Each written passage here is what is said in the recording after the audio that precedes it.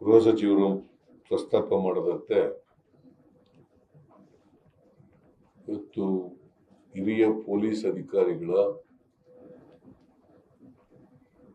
ಪರಿಶೀಲನಾ ಸಭೆ ನಡೆಯಿತು. ಆ ಸಭೆಯಲ್ಲಿ ಗೃಹ ಸಚಿವರು ಭಾಗಿಯಾಗಿದ್ದರು. ಮುಖ್ಯಮಂತ್ರಿಗಳ ರಾಜಕೀಯ ಕಾರ್ಯದರ್ಶಿಗಳು, ಮುಖ್ಯ ಕಾರ್ಯದರ್ಶಿಗಳು,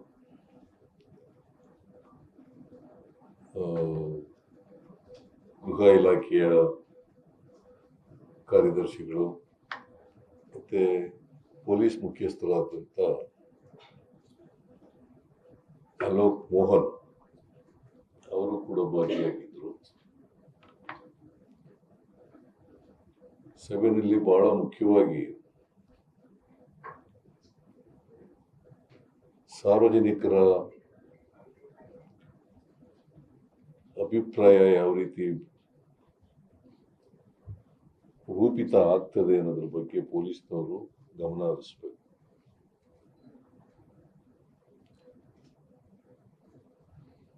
ನಾನು, ಗೃಹ ಸಚಿವರು, ನಾವೆಲ್ಲ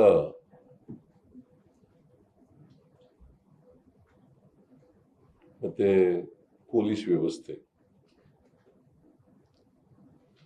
ಇವೆಲ್ಲವೂ ಕೂಡ ಜನರ ಆಸ್ತಿ ಪಾಸ್ತಿ, ಪ್ರಾಣ ರಕ್ಷಣೆ, ಮಾನ ರಕ್ಷಣೆ, ಅವ್ರಿಗೆ ಒಂದು ಸುರಕ್ಷಿತವಾದಂಥ ವ್ಯವಸ್ಥೆ,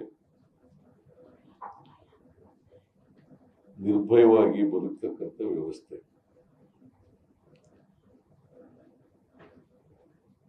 ಅಂತ ಒಂದು ವಾತಾವರಣವನ್ನ ನಿರ್ಮಾಣ ಮಾಡಬೇಕಾಗಿರ್ತಕ್ಕಂಥದ್ದು ನಮ್ಮ ಕರ್ತವ್ಯ.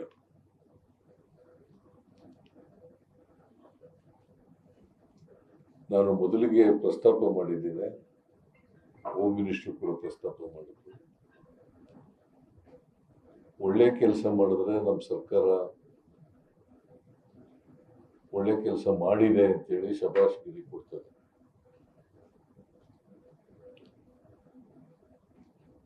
ಅವರು ಕರ್ತವ್ಯ ಲೋಪ ಮಾಡಿದ್ರೆ,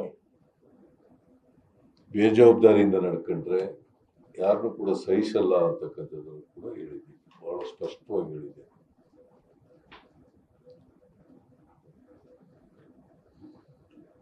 ಪೊಲೀಸ್ನವರು ಯಾವ ಕಾರಣಕ್ಕೂ ಕೂಡ ರಿಯಲ್ ಎಸ್ಟೇಟ್ ಮಾಡೋರ ಜೊತೆ ಶಾಮೀಲಾಗಬಾರ್ದು ಅಥವಾ ಅವ್ರ ಜೊತೆ ಪಾರ್ಟ್ನರ್ ಆಗಬಾರ್ದು. ಇವರೇ ಸ್ವತಃ ರಿಯಲ್ ಎಸ್ಟೇಟ್ ಮಾಡ್ತಕ್ಕಂಥ ಕೆಲಸವನ್ನು ಮಾಡಬಾರ್ದು. ಅದನ್ನು ಕೂಡ ಸ್ಪಷ್ಟವಾಗಿ ತಿಳಿಸ್ತೀವಿ. ಗೊತ್ತಾದರೆ ಕಠಿಣವಾದಂಥ ಕ್ರಮಗಳನ್ನು ತಗೊಳ್ತೀವಿ ಅಂತೇಳಿ ಹೇಳಿದ್ದೇವೆ. ನಾನು ಹೇಳಿದ್ದೀನಿ, ಹೋಮ್ ಮಿನಿಸ್ಟರ್ ಕೂಡ ಹೇಳಿದ್ದಾರೆ. ನಾನು ಕಟ್ಟುನಿಟ್ಟಿನ ಸೂಚನೆಯನ್ನು ಕೊಟ್ಟಿದ್ದೇನೆ.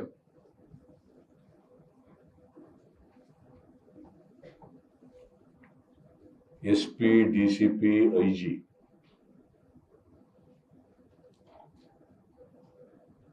ಮತ್ತೆ ಪೊಲೀಸ್ ಕಮಿಷನರ್ ಎಲ್ಲರೂ ಕೂಡ ಪ್ರತಿದಿನ ಒಂದು ಪೊಲೀಸ್ ಸ್ಟೇಷನ್ಗೆ ವಿಸಿಟ್ ಮಾಡಲೇಬೇಕು. ಅಲ್ಲಿ ಸ್ಥಳೀಯ ಜನರನ್ನ ಭೇಟಿ ಮಾಡಿ ಸಮಸ್ಯೆಗಳೇನು ಅಂತ ತಿಳ್ಕೋಬೇಕು. ಸ್ಥಳೀಯ ಪೊಲೀಸ್ನವ್ರಿಗೆ ಗೊತ್ತಾಗ್ದೇನೆ ಯಾವ ಅಪರಾಧಗಳು ಕೂಡ ನಡೀಲಿಕ್ಕೆ ಸಾಧ್ಯ ಆಗಲ್ಲ. ಅದು ಡ್ರಗ್ಸ್ ಇರ್ಬೋದು, ರೌಡಿಸಮ್ ಇರ್ಬೋದು, ಕಳ್ತನ ಮಾಡೋರು ಇರ್ಬೋದು, ದರೋಡೆ ಮಾಡ್ತಕ್ಕಂಥವ್ರು ಇರ್ಬೋದು, ಕನ್ನ ಹಾಕೋರು ಇರ್ಬೋದು, ಮಟ್ಕ, ಜೂಜು ಕ್ಲಬ್ಗಳು, ಇವೆಲ್ಲ ಇವ್ರಿಗೆ ಗೊತ್ತಿಲ್ಲದೆ ನಡೆಯಕ್ಕೆ ಸಾಧ್ಯನೇ ಇಲ್ಲ. ಕೆಲವು ಕಡೆಗಳಲ್ಲಿ ಪೊಲೀಸ್ನವರು ಇಂಥ ಅಕೃತ್ಯಗಳನ್ನ ಮಾಡ್ತಕ್ಕಂಥವ್ರ ಜೊತೆಯಲ್ಲಿ ಶಾಮೀಲಾಗ್ಬಿಡ್ತಾರೆ. ಸೊ ಅವರು ಮನಸ್ಸು ಮಾಡಿದ್ರೆ ಬಹುತೇಕ ಅಪರಾಧಗಳನ್ನ ತಡೀಲಿಕ್ಕೆ ಸಾಧ್ಯ. ನಾನು ಲಾಯರ್ ಆಗಿ ಅನುಭವದಿಂದ ಹೇಳ್ತಾ ಇದ್ದೀನಿ, ಕ್ರಿಮಿನಲ್ ಸೈಡ್ ನಲ್ಲಿ ಪ್ರಾಕ್ಟೀಸ್ ಮಾಡ್ತಿದ್ದೀನಿ.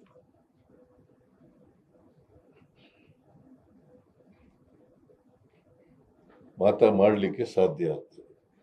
ಬಟ್ ಪೊಲೀಸ್ ಅದಕ್ಕೆ ಇವರೆಲ್ಲ ಜಾಗೃತರಾಗಬೇಕಾದ್ರೆ ಮೇಲಧಿಕಾರಿಗಳು ಮೇಲಿನ ಮೇಲೆ ಪೊಲೀಸ್ ಸ್ಟೇಷನ್ಗೆ, ಈಗ ಒಬ್ಬ SP ಜಿಲ್ಲೆನಲ್ಲಿ ಒಂದು 15ರಿಂದ 20 ಪೊಲೀಸ್ ಸ್ಟೇಷನ್ಗಳು ಇರ್ಬೋದು. ಎಷ್ಟಿರ್ತವೆ? 15 to 20 ಸ್ಟೇಷನ್. ದಿನಕ್ಕೊಂದು ಪೊಲೀಸ್ ಸ್ಟೇಷನ್ ವಿಸಿಟ್ ಮಾಡಿ.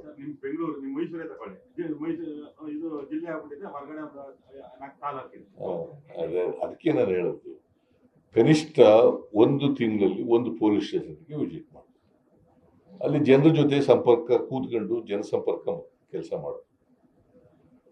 ಅದು ಮಾಡಿದ್ರೆ ಆ ಸ್ಟೇಷನ್ ವ್ಯಾಪ್ತಿನಲ್ಲಿ ಏನೇನು ನಡೀತವೆ ಅನ್ನೋದೆಲ್ಲ ಗೊತ್ತಾಗುತ್ತೆ. ಜನರ ಜೊತೆ ಮಾತಾಡಿದ್ರೆ, ಚರ್ಚೆ ಮಾಡಿದ್ರೆ ಗೊತ್ತಾಗುತ್ತೆ. ಇದನ್ನ ತಪ್ಪದೇನೆ ಎಲ್ಲ ಅಧಿಕಾರಿಗಳು ಕೂಡ ಮಾಡಬೇಕು ಅಂತೇಳಿ ಕಟ್ಟುನಿಟ್ಟಿನ ಸೂಚನೆಯನ್ನು ಕೊಟ್ಟಿದ್ದೇನೆ. ಆಮೇಲೆ ಪೊಲೀಸ್ನವ್ರಿಗೆ ಮತ್ತೆ ಇಂಟೆಲಿಜೆನ್ಸ್ನವ್ರಿಗೆ ಕೋಆರ್ಡಿನೇಷನ್ ಇರಬೇಕು. ಈಗ ಅನೇಕ ಕಡೆಗಳಲ್ಲಿ ಕೋಆರ್ಡಿನೇಷನ್ ಇಲ್ಲ. ಇಂಟೆಲಿಜೆನ್ಸ್ನವರು ಮುಂಚಿತವಾಗಿ ಇರಬೇಕು. ಮತ್ತೆ ಪೊಲೀಸ್ ಆಫೀಸರ್ಗೆ ಸ್ವಲ್ಪ ದೂರದೃಷ್ಟಿ ಇರಬೇಕು.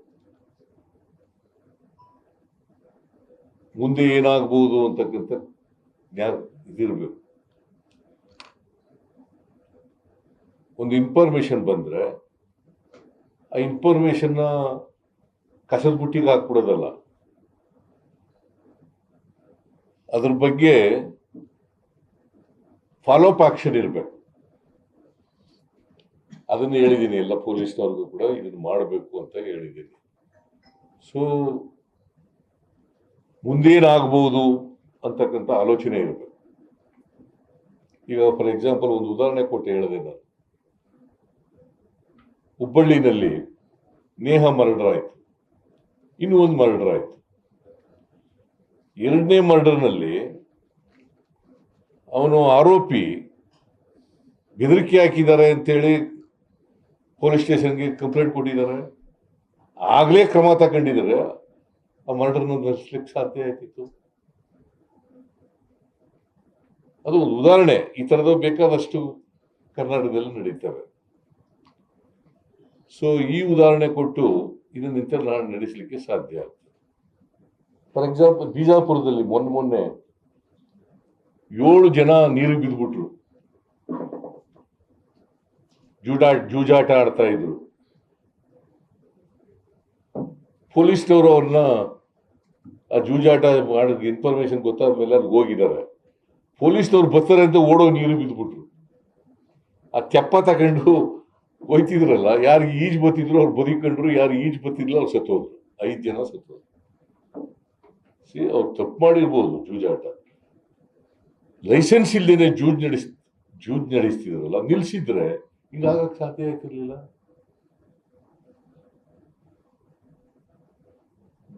ಯಾರೇ ಆಗ್ಲಿ ಲೈಸೆನ್ಸ್ ಇದೆ ಜೂಜಾಡೋದು ಅಂತಂದ್ರೇನು? ಸೊ ಇದನ್ನ ಇಂಥದ್ದು ಕೆಲವು ಉದಾಹರಣೆಗಳು ಕೊಟ್ಟೆ. ಮತ್ತೆ ಕೆಲವು ಶಿಸ್ತು ಕ್ರಮಗಳು, ಪೊಲೀಸ್ನವರೇ ಅಶಿಸ್ತಿನಿಂದ ನಡ್ಕೊಳ್ಳೋದು ಅದಾಗಬಾರದು.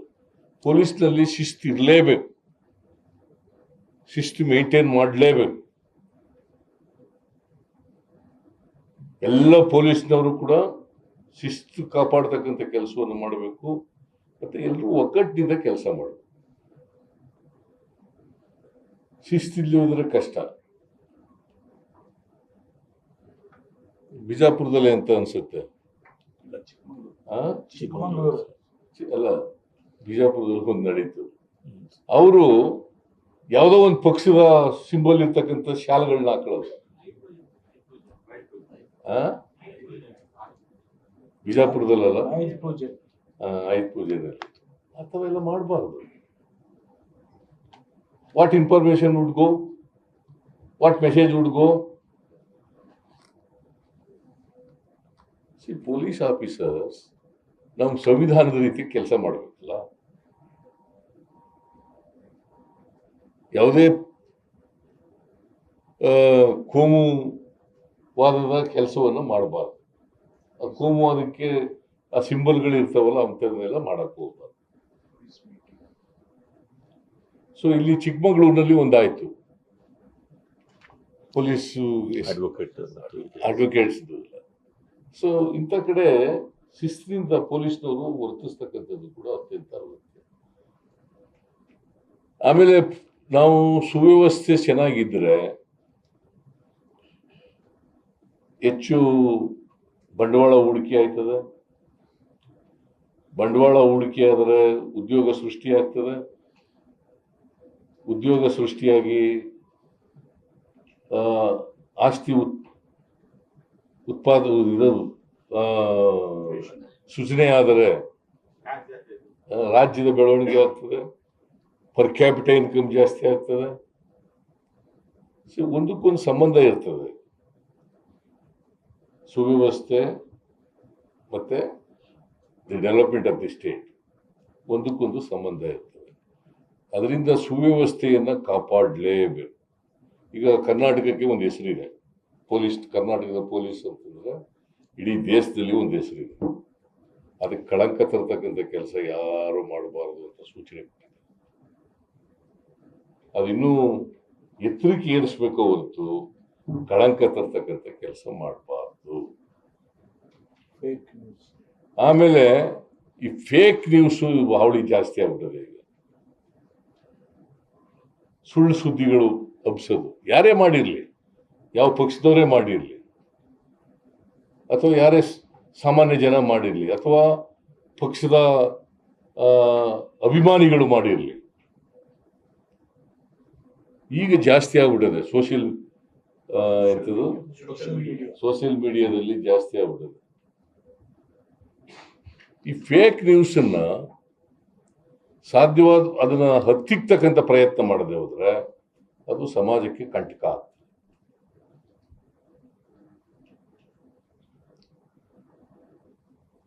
ಒಬ್ಬರು ತೇಜೋವಧೆ ಮಾಡೋದು, ಕಳಂಕ ತರ್ತಕ್ಕಂಥದ್ದು ಮಾಡೋದು, ಕೋಮು ಸೌಹಾರ್ದ ಹಾಳು ಮಾಡ್ತಕ್ಕಂಥದ್ದು ಮಾಡೋದು,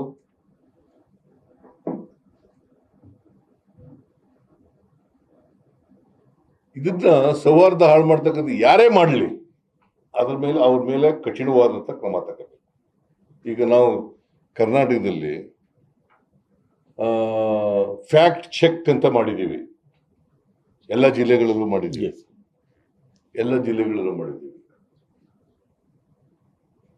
ಅದನ್ನ ಸ್ಟ್ರಿಕ್ಟ್ ಆಗಿ ಮಾಡಬೇಕು.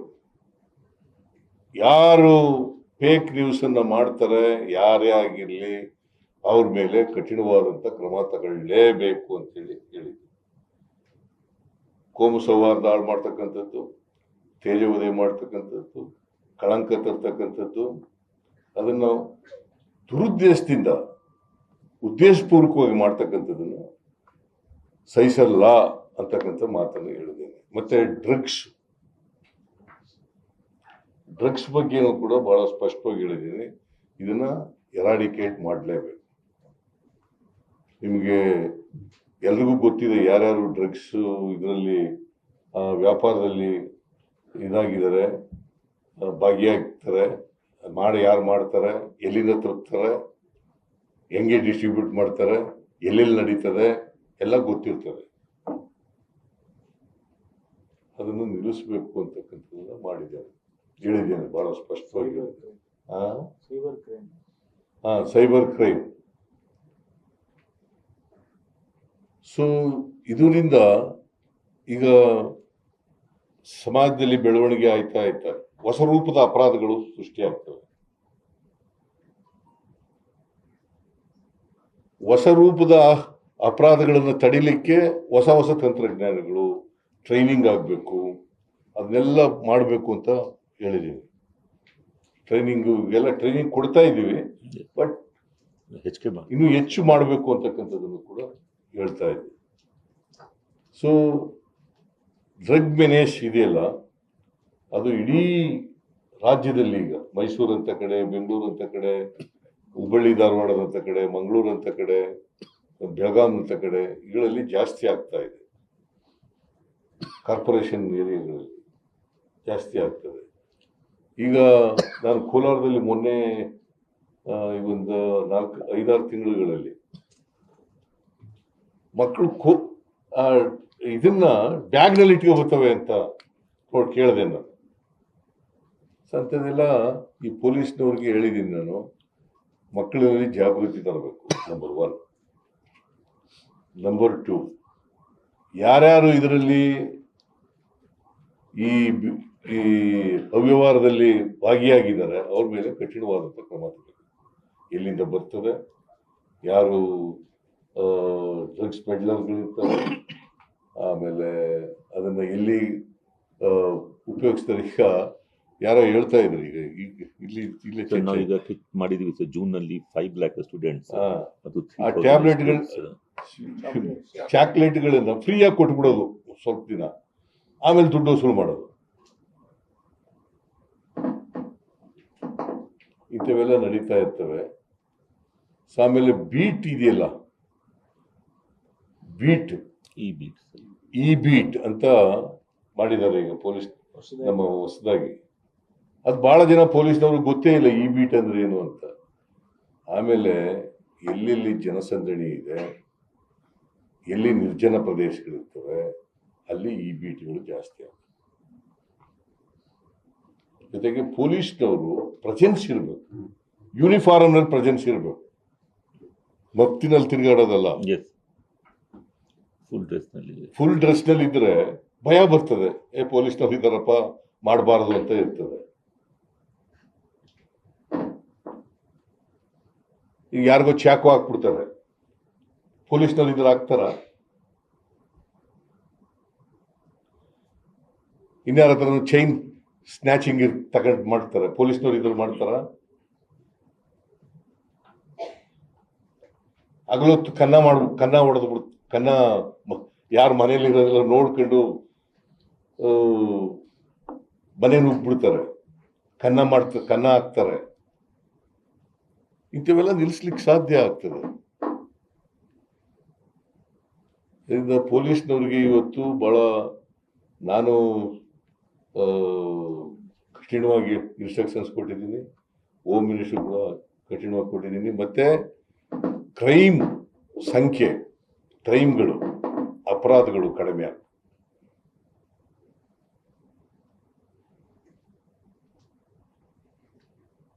ನಮ್ಮ ಎಲ್ಲ ಈ ಪ್ರಯತ್ನಗಳಿಂದ ಕ್ರೈಮ್ ಕಡಿಮೆ ಆಗಬೇಕು. ಆಮೇಲೆ ಟ್ರಾಫಿಕ್,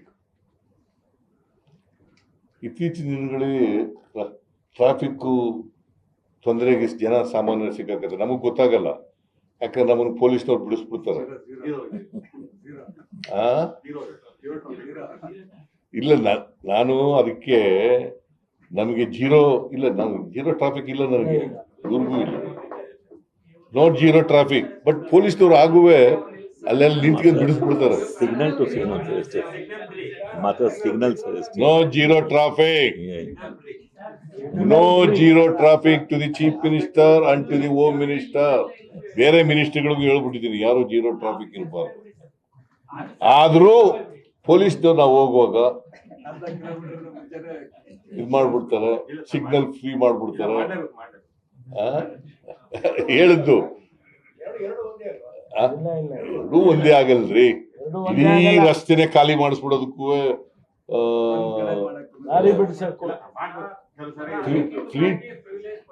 ಟ್ರಾಫಿಕ್ ಫ್ರೀ ಅಂತಂದ್ರೆ ನಾವು ಹೋಗೋ ದಾರಿನೆಲ್ಲ ನೀವು ನೋಡಿದಿರಲ್ಲ. ಈಗ ಪ್ರೈಮ್ ಮಿನಿಸ್ಟರ್ ಹೋಯ್ತಾ ಇರ್ತಾರೆ, ದಾರಿ ಇರ್ತದೆ, ಯಾರು ದಾರಿಲಿ ಹೋಯ್ತಾರ? ಟೈಮ್ನಲ್ಲಿ ಜೀರೋ ಟ್ರಾಫಿಕ್ ಆಗ್ತದೆ. ಗವರ್ನರ್ ಹೋಯ್ತಾರ, ಯಾರು ಹೋಯ್ತಾರ? ಇಲ್ಲ, ನೀವು ತಿಳ್ಕೊಂಡಿರೋದು ಹಂಗೆ. ನಾನು ನೋಡಪ್ಪ, ನಾನು ಇವತ್ತು ನಿಮ್ಮ ಮೂಲಕನೂ ಹೇಳ್ತಾ ಇದ್ದೀನಿ, ಜನರಿಗೂ ಹೇಳಿದ್ದೀನಿ, ಪೊಲೀಸ್ನವ್ರಿಗೂ ಹೇಳಿದ್ದೀನಿ, ಎಲ್ರಿಗೂ ಹೇಳಿದ್ದೀನಿ, no zero traffic to the chief minister and the home minister and to the home minister.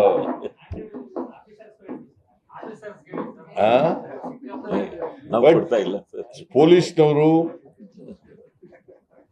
Traffic ನಿಲ್ಸಲ್ಲ, but ನಮ್ಗೆ ದಾರಿ ಮಾಡ್ಕೊಡ್ತಾರೆ. ಅಷ್ಟೇ, ಬೇರೆ ಇಲ್ಲ. ಎರಡೂ ಒಂದೇ ಆಗಲ್ರಿ. ಎರಡು ಒಂದು ಇಲ್ಲ. ಎರಡು ಒಂದೇ. ನಾವು ಸಿಗ್ನಲ್ ಈಗ ಸಿಗ್ನಲ್ಗಳಲ್ಲಿ ಎಲ್ಲ ವೆಹಿಕಲ್ಗಳು ತಡೆದು ಬಿಡ್ತಾರೆ, ನಮ್ಗೆಲ್ಲ ಫ್ರೀ ಬಿಟ್ಬಿಡ್ತಾರೆ ಎಲ್ಲ ರಸ್ತೆಗಳನ್ನೆಲ್ಲ.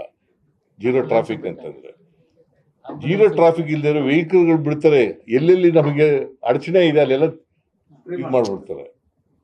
ಸೊ ಅದು ಒಂದೇ ಆಗಲ್ಲ. Zero traffic is different. ನಾನು ಅದನ್ನೂ ಮಾಡಬೇಡಿ ಅಂತ ಹೇಳ್ತೀನಿ ಪೊಲೀಸ್ನವ್ರಿಗೆ. ಈಗ ನಿಮ್ಗೆ ಹೆಂಗೆ ಇರ್ತದೆ ಮಾಡ್ತಾರೆ, ಹಂಗೆ ನಮಗೂ ಮಾಡಲಿ.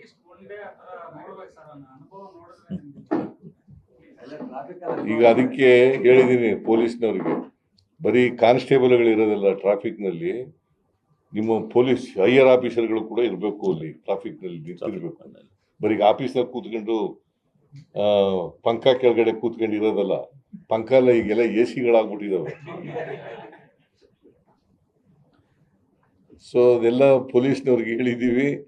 ಸೊ ನಮಗೆ ಹೋಪ್ಸ್ ಏನಪ್ಪ ಅಂತಂದ್ರೆ ಇಂಪ್ರೂವ್ ಮಾಡಬೇಕು ಅಂತಕ್ಕಂಥದ್ದು. ಪೊಲೀಸ್ನವ್ರು ನಮ್ಮ ಪೊಲೀಸ್ ಕಾನೂನು ವ್ಯವಸ್ಥೆಯನ್ನು ಇಂಪ್ರೂವ್ ಮಾಡಬೇಕು ಅಂತಕ್ಕಂಥದ್ದು ನಮ್ಮ ಉದ್ದೇಶ. ಅದಕ್ಕೋಸ್ಕರ ಎಲ್ಲ ಪ್ರಯತ್ನಗಳನ್ನು ಕೂಡ ಮಾಡ್ತೀವಿ. ಪೊಲೀಸ್ನವರು ಕೋಆಪರೇಟ್ ಮಾಡ್ತಾರೆ ಅಂತಕ್ಕಂಥ ನಂಬಿಕೆ ವಿಶ್ವಾಸ ಇದೆ. ಪೊಲೀಸ್ನವ್ರು ಮನಸ್ಸು ಮಾಡಿದ್ರೆ ಅಪರಾಧಗಳನ್ನು ತಡೆಗಟ್ಟೋದು ಕಷ್ಟ ಏನಿಲ್ಲ. ಆಮೇಲೆ ಇಂಟೆಲಿಜೆನ್ಸು ಕೂಡ ಸ್ಟ್ರೆಂಥನ್ ಮಾಡಲಿಕ್ಕೆ ಎಲ್ಲ ಪ್ರಯತ್ನಗಳು ಕೂಡ ಮಾಡ್ತೀವಿ. ಸೊ ಇಷ್ಟು ಮೇಜರ್ ಆಗಿ ಹೇಳಿರ್ತಕ್ಕಂಥದ್ದು. ಇನ್ನೂ ಅನೇಕ ವಿಚಾರಗಳನ್ನು ಪ್ರಸ್ತಾಪ ಮಾಡಿದ್ದೀವಿ, ಇವು ಮೇಜರ್ ಆಗಿ ಹೇಳಿದ್ದೀವಿ.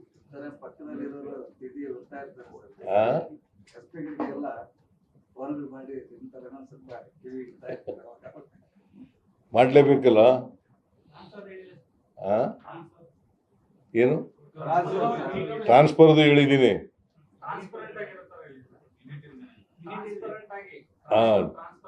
ಟ್ರಾನ್ಸ್ಪರೆಂಟ್ ಆಗಿರ್ಬೇಕು ಅಂತ ಹೇಳಿದ್ದೀನಿ. ನಮ್ಮ ಎಲ್ಲ ಆಕ್ಷನ್ಗಳು ಕೂಡ ಟ್ರಾನ್ಸ್ಪರೆಂಟ್ ಆಗಿರ್ಬೇಕು.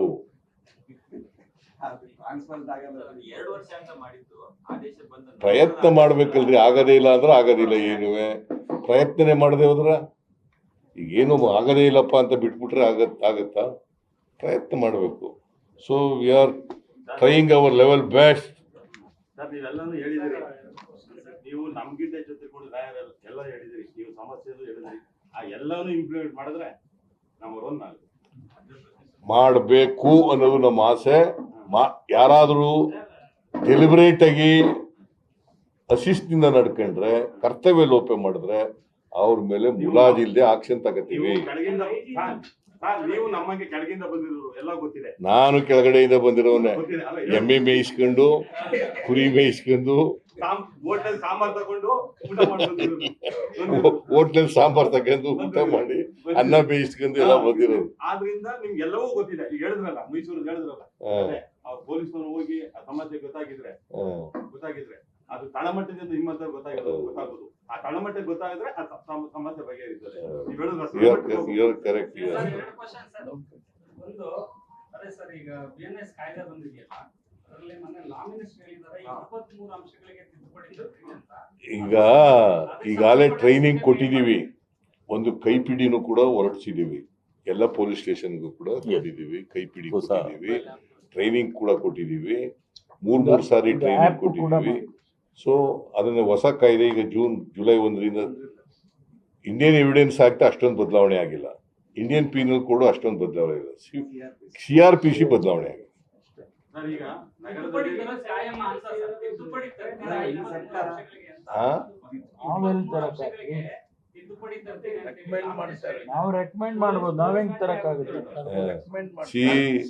It's a central act. Evidence Act, CRPC, IPC, they're all central acts. 1860 ವಾದವು 1860 ಬ್ರಿಟಿಷ್ನವ್ರ ಕಾಲದಲ್ಲಿ ಆಗಿದ್ದು. ಇಲ್ಲ 144 ಸೆಕ್ಷನ್ ಹಾಕಲ್ಲ. ಏನಾದರೂ ಕೂಡ ಗಲಾಟೆ ಆಗ್ಬೋದು ಅಥವಾ ಪ್ರತಿಭಟನೆ ಆಗ್ಬೋದು, ಇನ್ನೇನೋ ಆಗ್ಬೋದು ಅಂತ ಇದ್ರೆ, ಸುದ್ದಿ ಇದ್ರೆ ಮಾತ್ರ, ಇನ್ಫಾರ್ಮೇಶನ್ ಇದ್ರೆ ಮಾತ್ರ ಮಾಡ್ತಾರೆ. ಈಗ CIDಲೂ ನಮ್ಮ ಪೊಲೀಸ್ನವರೇ ಇರೋದು, CBIನಲ್ಲೂ ನಮ್ಮ ಪೊಲೀಸ್ನವರೇ ಇರೋದು. ಬಹಳ ಜನ ವಿರೋಧ ಪಕ್ಷದವರು CBI ಕೊಡಿ ಕೇಸ್ನ, CBI ಕೊಡಿ. ಅಲ್ಲಿ ಪೊಲೀಸ್ನವರು ನಮ್ಮ ಪೊಲೀಸೇ, CIDಲಿರೋರು ನಮ್ಮ ಪೊಲೀಸೇ. SIT ನಲ್ಲಿ ಇರೋರು ನಮ್ಮ ಪೊಲೀಸೇ, ಪೊಲೀಸ್ನವರೇ ಅಲ್ಲೂ ಇನ್ವೆಸ್ಟಿಗೇಟ್ ಮಾಡೋರು. CBI is also one of the investigating agency ಅಲ್ವಾ. CID is also investigating agency, SIT is also investigating agency. ಅವರು ಅಧಿಕಾರದಲ್ಲಿರುವಾಗ ಚೋರ್ ಬಚಾವೋ ಸಂಸ್ಥೆ ಅಂತಿದ್ದವರು ಈಗ CBI ಕೊಡಿ.